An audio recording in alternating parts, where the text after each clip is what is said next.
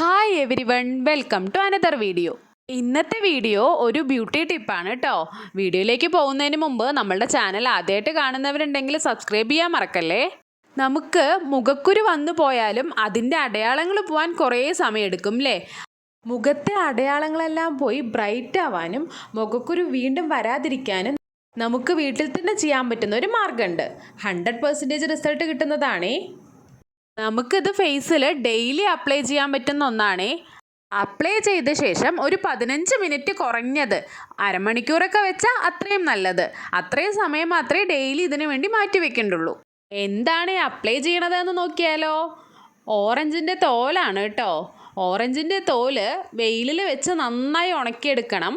ഇപ്പോഴത്തെ ക്ലൈമറ്റിൽ 2-3 ദിവസം കൊണ്ട് തന്നെ അത് നന്നായി ഉണങ്ങി കിട്ടുമല്ലോ. എനിക്കൊരു 3 ദിവസത്തിൽ തന്നെ അത് നന്നായി ഉണങ്ങി വന്നിട്ടുണ്ട് കേട്ടോ.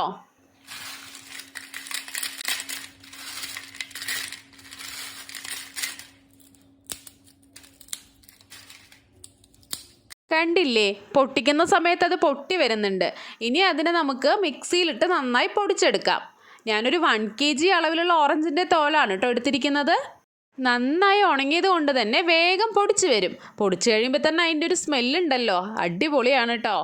ഈ പൊടി നമുക്കൊരു ബോക്സിലാക്കിയിട്ട് ഫ്രിഡ്ജിൽ സൂക്ഷിക്കാം. അപ്ലൈ ചെയ്യുന്ന സമയത്ത് ആവശ്യത്തിനുള്ളത് മാത്രം എടുത്താൽ മതിയല്ലോ. കുറച്ച് ദിവസത്തേക്കുള്ളത് മാത്രമാണെങ്കിൽ പുറത്ത് തന്നെ വെക്കാം കേട്ടോ.